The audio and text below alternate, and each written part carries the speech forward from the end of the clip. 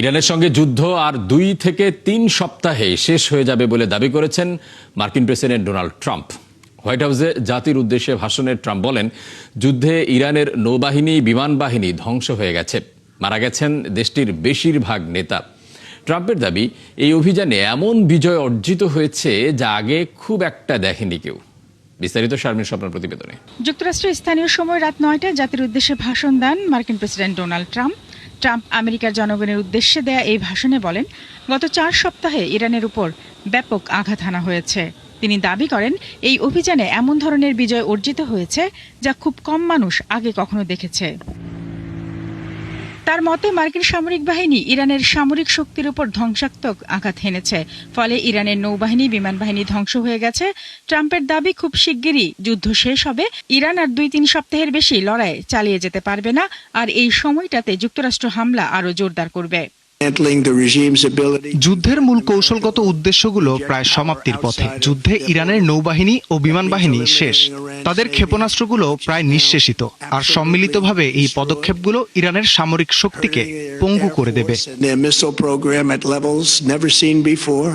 Trump জানান, ইরানের আগের সব নেতা নিহত হয়েছেন, তাই যুক্তরাষ্ট্র ইতিমধ্যেই দেশটিতে সরকার পরিবর্তন ঘটাতে পেরেছে। এছাড়া যুক্তরাষ্ট্রের শিশু ও ভবিষ্যৎ প্রজন্মের জন্য যুদ্ধ সফল বিনিয়োগ বলে দাবি করেন ট্রাম্প। তিনি বলেন, মার্কিনিরা আর ইরানের হামলার হুমকিতে নেই, তাদের পরমাণু আতঙ্কও নেই। যুদ্ধের ফলে আমরা ইরানের অশুভতা ও পারমাণবিক ব্ল্যাকমেলের বিভীষিকা থেকে মুক্ত হব।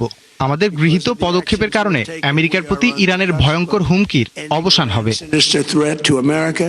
ভাষণে গুরুত্বপূর্ণ তেল ও গ্যাস পরিবহন পথ হরমুজ প্রণালী নিয়েও কথা বলেন ট্রাম্প। তিনি দাবি করেন, যুদ্ধ শেষ হলেই প্রণালীটি আবার খুলে যাবে, তবে যেসব দেশ হরমুজ প্রণালী দিয়ে তেল পায় তাদেরই এই পথের নিরাপত্তা নিশ্চিত করা উচিত। সংঘাত শেষ হলে হরমুজ প্রণালী স্বাভাবিকভাবেই খুলে যাবে, কারণ ইরান পুনর্গঠনের জন্য তেল বিক্রি করতে চাইবে, কারণ তাদের কাছে শুধু এটাই আছে। তেলের প্রবাহ আবার শুরু হবে এবং গ্যাসের দাম দ্রুত কমে আসবে। ভাষণে ট্রাম্প ইরান যুদ্ধে অংশ নেওয়া যুক্তরাষ্ট্রের মিত্র দেশ, বিশেষ করে ইসরায়েল ও উপসাগরীয় অঞ্চলের দেশগুলোকে ধন্যবাদ জানান। শারমিন স্বপ্না, 71। এদিকে যুক্তরাষ্ট্রের সাধারণ জনগণের উদ্দেশ্যে খোলা চিঠি দিয়েছেন ইরানের প্রেসিডেন্ট মাসুদ পেজেশকিয়ান। চিঠিতে তিনি সাধারণ মার্কিনীদের প্রশ্ন করেছেন, কেন যুক্তরাষ্ট্র ইরানে হামলা চালাচ্ছে এবং এর মাধ্যমে মার্কিন জনগণের কোন স্বার্থ চরিতার্থ হবে। বুধবার ইরানের প্রেসিডেন্টের ওয়েবসাইটে আপলোড করা হয় সে চিঠি। খোলা চিঠিতে তিনি আরও বলেছেন যে ইরান কোনো আগ্রাসী দেশ নয় এবং অন্য কোনো দেশের ওপর আগ বাড়িয়ে আক্রমণ করেছে এমন ইতিহাস নেই। এছাড়া ইরানের বিদ্যুৎ, জ্বালানি, শিল্প অবকাঠামো সহ গুরুত্বপূর্ণ সব অবকাঠামো এবং ইরানের সাধারণ জনগণের উপর আক্রমণ আন্তর্জাতিক আইন অনুসারে যুদ্ধাপরাধ বলেও জানান তিনি। ইরানের পরমাণু প্রকল্প এবং ক্ষেপণাস্ত্র কর্মসূচি নিয়ে গত 2 যুগ ধরে দেশটির সঙ্গে দ্বন্দ্ব চলছে পশ্চিমা বিশ্বের। এই 2 ইস্যুতে ফেব্রুয়ারি মাসে 21 দিন ধরে 2 দেশের মধ্যে সংলাপ চলে। পরে 27 ফেব্রুয়ারি কোনো প্রকার সমঝোতা চুক্তি ছাড়াই সংলাপ শেষ হলে 28 ফেব্রুয়ারি ইরানে হামলা করে যুক্তরাষ্ট্র। একই সময় ইরানে সামরিক অভিযান শুরু করে ইসরায়েলও। ইসরায়েলের রাজধানী তেল আবিব সহ বেশ কয়েকটি শহরে ক্ষেপণাস্ত্র হামলা চালিয়েছে ইরান। এসব হামলায় ঘরবাড়ি ও যানবাহনে ব্যাপক ক্ষয়ক্ষতি হয়েছে। এছাড়া কুয়েত ও সংযুক্ত আরব আমিরাতেও মার্কিন স্থাপনা লক্ষ্য করে ড্রোন ও মিসাইল ছুড়েছে IRGC। এদিকে ইরানের রাজধানী তেহরানে বিমান হামলা চালিয়েছে ইসরায়েলি বাহিনী। ইরানের অন্তত 40টি গুরুত্বপূর্ণ অস্ত্র উৎপাদন কেন্দ্র বা অস্ত্র কারখানা লক্ষ্যবস্তু করার দাবি করেছে তারা। এসব তথ্য জানিয়েছে টাইমস অব ইসরায়েল। স্থানীয় সময় বুধবার শক্তিশালী ব্যালিস্টিক মিসাইল দিয়ে ইসরায়েলে বড় আকারে হামলা চালায় ইরান। রাজধানী তেল আবিবের কাছে বেনি ব্রাক এলাকায় ইরানি ক্ষেপণাস্ত্রের আঘাতে বেশ কয়েকজন আহত হন। এছাড়া পেতাহ তিকভা ও রোশহাইন এলাকায় ঘরবাড়ি ও যানবাহনের ব্যাপক ক্ষয়ক্ষতি হয়। হামলার ভয়াবহতায় দেশটির লাখ লাখ মানুষ প্রাণ ভয়ে ব্যাংকারে আশ্রয় নেয়।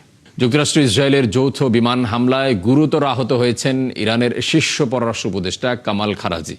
এছাড়া হামলায় নিহত হয়েছেন তার স্ত্রী। ইরানি সংবাদ মাধ্যমগুলোর বরাত দিয়ে এক প্রতিবেদনে AFP জানায়, বুধবার তেহরানে তার বাসভবনে হামলার পর তাকে এবং তার স্ত্রীকে উদ্ধার করে হাসপাতালে নেওয়া হয়। সেখানে কর্তব্যরত চিকিৎসক খারাজির স্ত্রীকে মৃত ঘোষণা করেন। খারাজি বর্তমানে হাসপাতালে নিবিড় পর্যবেক্ষণ কেন্দ্রে চিকিৎসাধীন আছেন। কামাল খারাজি 1997 সাল থেকে 2005 সাল পর্যন্ত ইরানের পররাষ্ট্রমন্ত্রী ছিলেন। এরপর তিনি সাবেক সর্বোচ্চ নেতা আয়াতুল্লাহ আলী খামেনির পররাষ্ট্র উপদেষ্টা এবং ইরানের strategic council on foreign relations দপ্তরের প্রধান হিসেবে নিয়োগপ্রাপ্ত হন। কামাল খারাজি ইরানের নতুন সর্বোচ্চ নেতা মুজতবা খামিনিরও পররাষ্ট্র উপদেষ্টা। ইরানের নতুন সর্বোচ্চ নেতা মুজতবা খামিনি নিরাপত্তাজনিত কারণে জনসমক্ষে উপস্থিত হচ্ছেন না, এমনটাই জানিয়েছে তেহরানে নিযুক্ত রাশিয়ার রাষ্ট্রদূত এলেক্সেই ডেদভ। রুশ সংবাদ মাধ্যম RTVI-কে দেয়া এক সাক্ষাৎকারে তথ্য জানিয়েছে রুশ রাষ্ট্রদূত। জনসম্মুখে মুস্তফার অনুপস্থিতি তার স্বাস্থ্য ও অবস্থান নিয়ে নানা গুজবের জন্ম দিয়েছে। এসবের জবাবে এলেক্সেই ডেদভ বলেন, মানুষের বোঝা উচিত যে সর্বোচ্চ নেতার জনসমক্ষে উপস্থিত না হওয়ার পেছনে যথেষ্ট কারণ রয়েছে। ইরান সরকারও বারবার বলেছে নতুন নেতা ইরানেই আছেন, তবে নিরাপত্তাজনিত কারণে তিনি জনসমক্ষে আসা থেকে বিরত থাকছেন। এর মধ্যে তিনি বেশ কয়েকটি বিবৃতি দিয়েছেন যা রাষ্ট্রীয় টেলিভিশনে প্রচার করা হয়েছে। মধ্যপ্রাচ্যের যুদ্ধে এরই মধ্যে বিপুল সংখ্যক মানুষ হারিয়েছেন ঘরবাড়ি। এসব মানুষের কাছে মানবিক সহায়তা সরবরাহে বাধা দেওয়া অভিযোগ তুলেছে জাতিসংঘ। 2 মার্চ থেকে 27 মার্চের মধ্যে লেবানন থেকে সিরিয়ায় প্রবেশ করেছে অন্তত 2 লক্ষাধিক মানুষ। এ অবস্থায় হামলা চলতে থাকলে বিশ্বজুড়ে দীর্ঘমেয়াদী মানবিক সংকটের আশঙ্কা করছে জাতিসংঘ। বিস্তারিত নাহিদা রিন্থির প্রতিবেদনে। যুদ্ধ শুধু নির্দিষ্ট মানচিত্রের মধ্যেই সীমাবদ্ধ নেই। মধ্যপ্রাচ্যের যুদ্ধে বহু মানুষ গৃহহীন, টান পড়েছে খাদ্যে, নেই জীবনের নিরাপত্তা, ভেঙে পড়ছে মানবিক সহায়তার নেটওয়ার্ক। এর মধ্যে 2 মার্চ থেকে 27 মার্চের মধ্যে লেবানন থেকে সিরিয়ায় প্রবেশ করেছে 2 লাখের বেশি মানুষ, যার মধ্যে 80,000ই সিরিয়ার নাগরিক, যারা এর আগে লেবাননে আশ্রয় নিয়েছিল। প্রায় 2 লাখ সিরীয় শরণার্থীরা লেবাননে নিরাপত্তার খোঁজে পালিয়েছে। এখনও পালাতে বাধ্য হয়েছে অনেকেই। বেশিরভাগ লোকই ইসরায়েলি বোমা বর্ষণ থেকে রক্ষার জন্য আশ্রয় খুঁজে বেড়াচ্ছে। আমরা অবশ্যই উদ্বিগ্ন। আমরা আশা করি এটি ঘটবে না, কিন্তু সরকার হিসেবে আমাদের বাস্তুচ্যুতদের নিয়ে ভাবতে হয়, বিভিন্ন প্রস্তুতি নিতে হয়। তবে এটি সার্বভৌমত্বের একটি বিশাল লঙ্ঘন। এছাড়া ইসরায়েলি বোমাবর্ষণ থেকে বাঁচতে 28,000-এর বেশি লেবানিজ সিরিয়ায় আশ্রয় নিয়েছে। সীমান্তে পৌঁছানোয় এসব মানুষ প্রায় নিঃস্ব অবস্থায় রয়েছে। পরিস্থিতি আরো খারাপ হলে শরণার্থীর সংখ্যা 3.5 লাখে পৌঁছাতে পারে। এই অবস্থায় খাদ্য সরবরাহের ব্যবস্থা ভেঙে পড়ায় জাতিসংঘের বিশ্ব খাদ্য কর্মসূচি জানিয়েছে প্রায় 70,000 মেট্রিক টন খাদ্য পথে আটকে গেছে। বিশেষ করে সুয়েজ খাল এড়িয়ে জাহাজগুলোকে আফ্রিকার কেপ অব গুড হোপ যেতে অন্তত 30 দিন বেশি সময় লেগেছে, আর খরচ বেড়েছে 25% পর্যন্ত। এদিকে আফগানিস্তানে খাদ্য পাঠাতে টন প্রতি 1000 ইউরো খরচ বেড়েছে। এছাড়া বিশ্বের অন্যান্য সংকটপূর্ণ দেশগুলোর মধ্যে সুদান, সোমালিয়া ও দক্ষিণ সুদানেও যুদ্ধের প্রভাব পড়ছে। শুধুমাত্র সুদানে প্রায় 2 কোটি মানুষ রয়েছে তীব্র খাদ্য সংকটে। বিশ্ব খাদ্য কর্মসূচি এরই মধ্যে সতর্ক করেছে, পরিস্থিতি দ্রুত নিয়ন্ত্রণে না এলে ভয়াবহ আকার ধারণ করতে পারে দুর্ভিক্ষ। নাহিদা রিন্থি, 71। বর্তমান বৈশ্বিক প্রেক্ষাপটে হরমুজ প্রণালী পুনরায় খুলে দেয়া হলেও তাৎক্ষণিকভাবে স্বাভাবিকতা ফিরে আসবে না, কেননা বিশ্বব্যাপী জ্বালানি ও পণ্য সরবরাহ ব্যবস্থা অত্যন্ত জটিল এবং বহুস্তর বিশিষ্ট। যুদ্ধকালীন সময়ে সরবরাহ শৃঙ্খলে যে বিঘ্ন ঘটে তা কাটিয়ে উঠতে সময় লাগে। শত শত জাহাজ বিভিন্ন বন্দরে প্রবেশের অপেক্ষায় থাকায় একটি বড় ধরনের জট তৈরি হয়েছে, যা দ্রুত নিরসন করা সহজ নয়। বিস্তারিত শারমিন স্বপ্নার প্রতিবেদনে।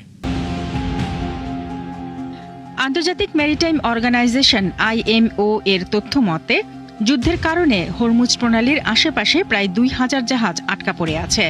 বিশেষজ্ঞদের মতে প্রণালী খুলে গেলেও জমে থাকা পণ্য ও জাহাজের চাপ সামাল দিতে দীর্ঘ সময় লাগবে। অন্যদিকে এই সংকটকে আরও জটিল করেছে মধ্যপ্রাচ্যের জ্বালানি ও পরিবহন অবকাঠামোর ক্ষতি। আন্তর্জাতিক জ্বালানি সংস্থার হিসাবে এ পর্যন্ত 40টির বেশি জ্বালানি কেন্দ্র মারাত্মকভাবে ক্ষতিগ্রস্ত হয়েছে। এই পরিস্থিতিতে বৈশ্বিক জ্বালানি সরবরাহের প্রায় 20% ব্যাহত হয়েছে, যার ফলে তেল ও LNGর দাম বেড়েছে। পাশাপাশি সার, পেট্রোকেমিক্যাল ও প্লাস্টিক উৎপাদনের কাঁচামাল রপ্তানিও বাধাগ্রস্ত হয়েছে। এদিকে সংঘাতের কারণে জাহাজের বীমা খরচ ও প্রিমিয়াম প্রায় 300% পর্যন্ত বেড়েছে। এমনকি একটি জাহাজকে এই পথ দিয়ে পার হতে $20 লাখ পর্যন্ত দিতে হয়েছে বলেও খবর পাওয়া গেছে। অন্যদিকে যুদ্ধ শুরুর পর উপসাগরীয় অঞ্চলে অন্তত 18টি জাহাজে হামলার ঘটনা ঘটেছে বলে জানিয়েছে IMO। আর এই ড্রোন হামলা ঝুঁকির পরিবেশ পুরো বদলে দিয়েছে, ফলে শিপিং খাতে নিরাপত্তা নিয়ে উদ্বেগ আরও বেড়েছে।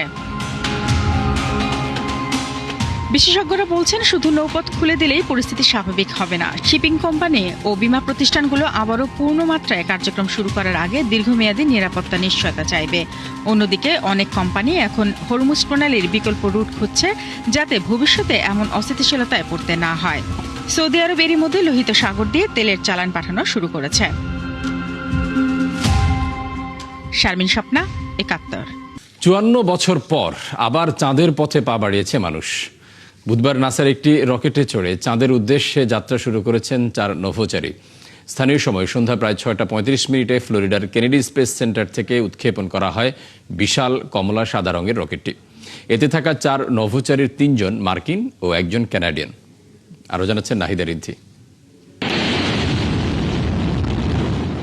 মানব ইতিহাসে আবারও লেখা হলো নতুন এক অধ্যায়। অর্ধ শতাব্দীরও বেশি সময় পর মানুষকে চাঁদের পথে পাঠাতে সফল হয়েছে আর্টেমিস 2। এই মিশন শুধু প্রযুক্তির জয় নয়, এটি মানবজাতির মহাকাশ জয়ের আরেকটি সাহসী পদক্ষেপ। এ সময় মানুষের উচ্ছ্বাসে ভরে ওঠে চারপাশ।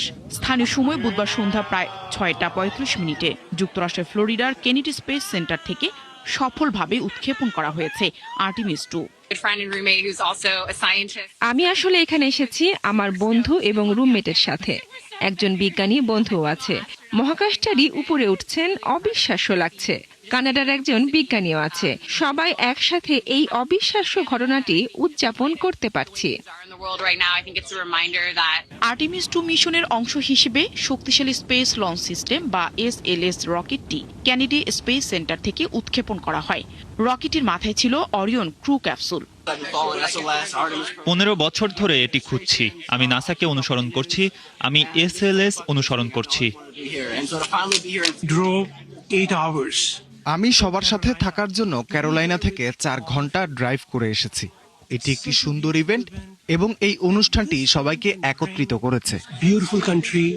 এই অভিযানে অংশ নেয়া ৪ নভোচারী হলেন নাসার রিড ওয়াইজম্যান, ভিক্টর গ্লোবাল ও ক্রিস্টিয়ান কোচ এবং কানাডিয়ান স্পেস এজেন্সির জেরেমি হ্যানসেন। তারা সবাই অরিয়ন ক্যাপসুলে অবস্থান করছেন। ১০ দিনের এই মিশনে তারা চাঁদের চারপাশ ঘুরে পৃথিবীতে ফিরে আসবেন। এই দলটি মানব ইতিহাসের সবচেয়ে দূরে মহাকাশে ভ্রমণের রেকর্ড করতে যাচ্ছে বলে আশা করা হচ্ছে। মিশনের অংশ হিসেবে উৎক্ষেপণের ৩.৫ ঘন্টা পর অরিয়ন ক্যাপসুলটি রকেট থেকে আলাদা হয়ে নিজস্ব নিয়ন্ত্রণে বিভিন্ন পরীক্ষা চালাবে। আর্টেমিস মিশনের শুরু ২০১৭ সালে। এর লক্ষ্য আগামী দশকের মধ্যে চাঁদে মানুষের স্থায়ী উপস্থিতি গড়ে তোলা। নাসা আশা করছে ২০২৮ সালের মধ্যে আবারও মানুষকে চাঁদের মাটিতে নামানো সম্ভব হবে। নাহিদা রিন্থি, ৭১। পূর্ব ইউক্রেনের লুহানস্ক অঞ্চলটি সম্পূর্ণ নিয়ন্ত্রণে নেওয়ার দাবি জানিয়েছে রাশিয়া। রুশ প্রতিরক্ষা মন্ত্রণালয় বুধবার এক বিবৃতিতে জানায়, ওয়েস্ট সামরিক গ্রুপে ইউনিটগুলো লুহানস্ক পিপলস রিপাবলিককে সম্পূর্ণ মুক্ত করেছে। তবে রাশিয়ার এই দাবির বিষয়ে তাৎক্ষণিকভাবে নিশ্চিত করে কিছু জানায়নি ইউক্রেন। এদিকে রাশিয়ার প্রতিরক্ষা মন্ত্রণালয় আরও জানায়, তাদের বাহিনী উত্তর পূর্ব ইউক্রেনের খার্কিভ অঞ্চলের ভেরখনিয়া পিসারভিকা গ্রাম এবং দক্ষিণ পূর্ব ইউক্রেনের জাপোরিজিয়া অঞ্চলের বাইকভ গ্রামেরও নিয়ন্ত্রণ নিয়েছে। লুহানস্কের ৯৯%-এরও বেশি এলাকা দীর্ঘদিন ধরে রাশিয়ার নিয়ন্ত্রণে আছে এবং ২০২২ সালে মস্কো যে ৪টি ইউক্রেনীয় অঞ্চলকে সংযুক্ত করে তার মধ্যে এটি একটি। এছাড়া দোনেৎস্কের প্রায় ৩/৪ এলাকা রাশিয়ার নিয়ন্ত্রণে। জার্মানির রাজধানী বার্লিনে বসন্তকে স্বাগত জানাতে আয়োজন করা হয়েছে টিউলিপ উৎসব। নেদারল্যান্ডসের পক্ষ থেকে উপহার দেয়া প্রায় ৫০,০০০ টিউলিপে রঙিন হয়ে উঠেছে শহরের কেন্দ্রস্থল। বিনামূল্যে ফুল নিতে ভিড় জমান হাজারো মানুষ। নেদারল্যান্ডস প্রতি বছর প্রায় ৩০০ কোটি টিউলিপ উৎপাদন করে, যার অর্ধেকই যায় জার্মানির বাজারে। তাই এই আয়োজন দুই দেশের বন্ধুত্ব ও বাণিজ্যিক সম্পর্কেরও প্রতীক। আরও জানাচ্ছেন দেওয়ান মুবাশশিরা হোসেন। বার্লিনের ঐতিহাসিক ব্রাইট সাইড প্লাজ চত্বর যেন পরিণত হয়েছে এক রঙের সমুদ্রে। নেদারল্যান্ডসের টিউলিপ চাষিদের উদ্যোগে তৈরি এই পপ আপ গার্ডেনে রাখা হয়েছে প্রায় ৫০,০০০ টিউলিপ। দর্শনার্থীদের জন্য উন্মুক্ত করে দেওয়া হয়েছে টিউলিপ ডে আয়োজন। এখানে প্রত্যেকে বিনামূল্যে নিতে পারেন ১০টি করে টিউলিপ ফুল। টিউলিপ আমাদের জানায় বসন্ত এসে গেছে।